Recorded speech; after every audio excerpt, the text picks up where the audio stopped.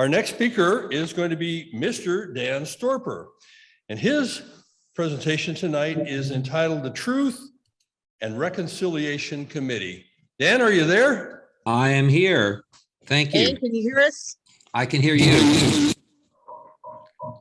We Can you see me? get a Can you sound hear check. me? What's Are you that? there, Dan? Can you hear me? We can hear you. I hear multitude versions of myself. Does it sound normal? A little muffled. Let me try. And first of all, greetings to everyone. I know some of you, and I'm really sorry I'm not there in person. We're seeing more of the top of your head than your mouth. Okay. There you go. How about, Better. Yes. Good. okay. Okay.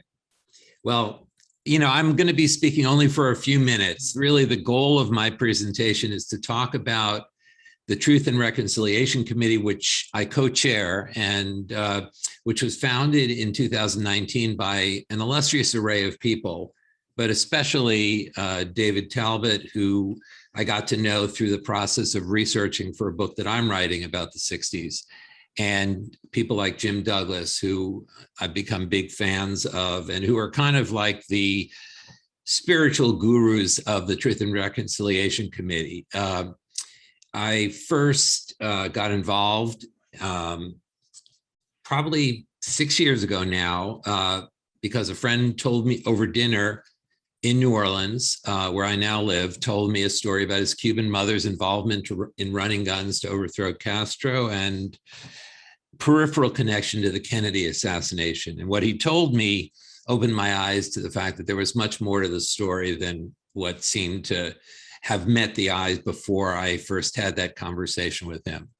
I went to my office the next morning. My office was on Magazine Street, and I Googled JFK assassination. Of course, Lee Harvey Oswald came up, and I saw that he worked at a place called the Riley Coffee Company.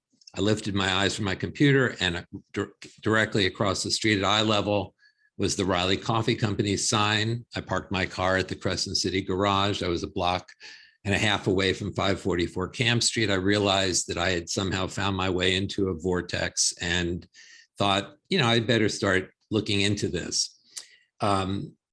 My family background, my dad was involved in Democratic politics. We love the Kennedys. In fact, I even invited President Kennedy to my bar mitzvah. And sadly, he wouldn't have been able to come even if he could have, even if he wanted to.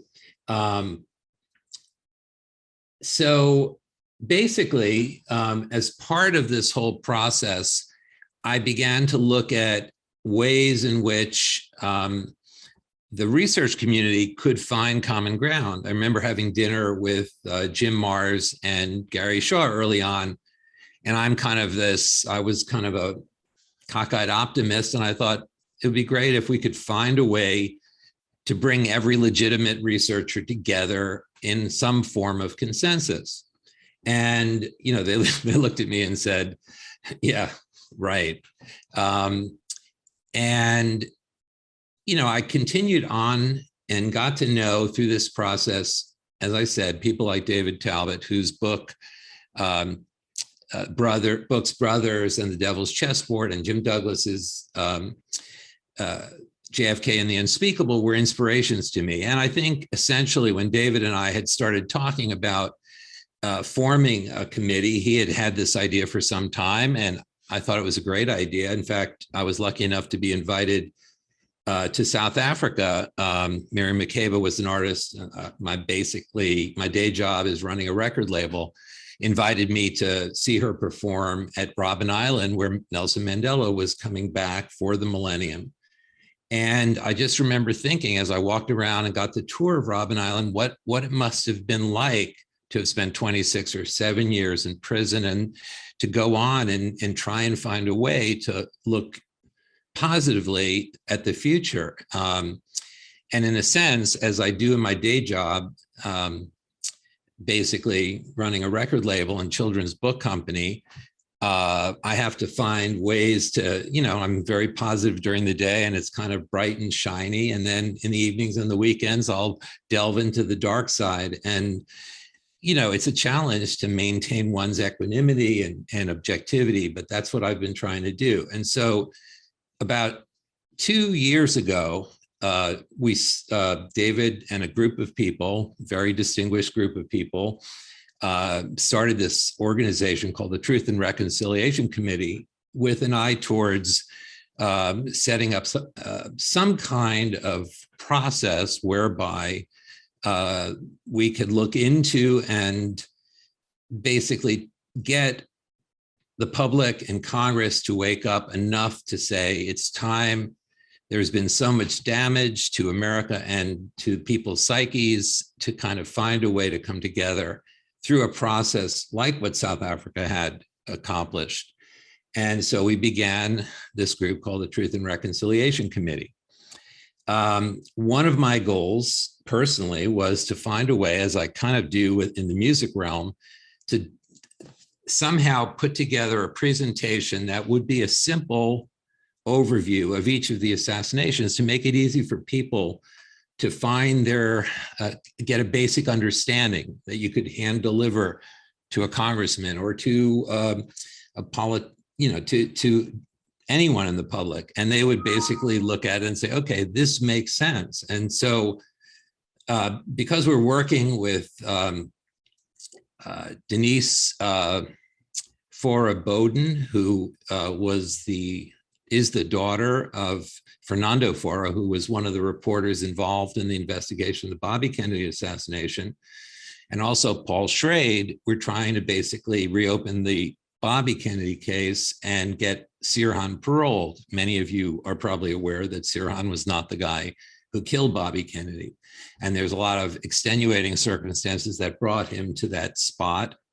And much like James Earl Ray was not the person that killed Martin Luther King, and much like Lee Harvey Oswald was not the person that killed John F. Kennedy. And as you saw from a day or two ago, the people that were supposedly the ones that killed Malcolm X were not the ones who really killed Malcolm X. And so there's an awakening due, and it seems promising that there is consideration for a lot of these cases that clearly need to be reexamined. And so we created, this is one of my pet goals of this thing, was to create what initially we were calling primers, and now we're calling reports about each of the major assassinations. So last week, about a week ago, we launched the RFK primer or a report. And then a couple of days ago, we launched the JFK report. And these you can see on the AmericanTruthNow.org website. Basically, we created a website. It has a limited, finite number of resources, some of which we think are very potent and powerful. So we're not about trying to be all things to all people and not trying to, present the entire world of research, but to really curate and find a way to present some of the most important research, and in some cases, media sources. So if you're interested in the Martin Luther King case, there's a wonderful film, BBC film from 1989 that's on the site, Who Killed Martin Luther King? If you're interested in the Bobby Kennedy case, one of the most eloquent explanations of that case was an interview that Allard Lowenstein, former congressman and activist, gave on the William F. Buckley show, Firing Line. And you can see that. If you're interested in the JFK case, you can look at, you'll see references to JFK and the Unspeakable and Brothers, but you also can see Beyond JFK, which is a wonderful film that was documentary that was made in conjunction with the original Oliver Stone film, but didn't get released until 2013. So, we're making this effort. First step is through these reports or primers. We're going to be releasing both a Malcolm X and Martin Luther King report in the coming months. And we also encourage people to come to the website, again, AmericanTruthNow.org, both to see the primers, to see the resources, to sign up, to encourage people to go and reach out to Congress. We're not convinced that President Biden is going to do more than he's done, and he's probably going to delay further. So we want to put congressional pressure on the president, as well as reaching out to the president to finally release the remaining documents. But probably equally, we want to go into other areas of documents that are suppressed, which include the HSCA documents on King and Kennedy, which aren't going to be released until 2029 unless we can get some kind of congressional action. So that's a basic nutshell. We're also supporting many people who are doing good work in a few different ways.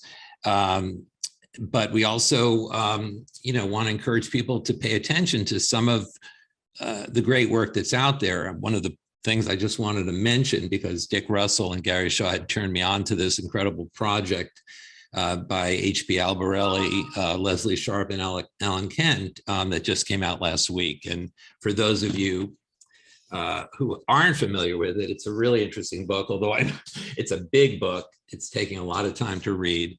I encourage you to check it out. So that's the overview. I don't know if there are any questions or comments. I'm just trying to see if there's anything. I also want to give you my email address if you're interested in some way helping the Truth and Reconciliation Committee. My email is my business email, which is Dan@Putumayo, P as in Peter, U, T as in Thomas, U, M as in Mary, AYO.com, Dan@Putumayo.com. Any questions?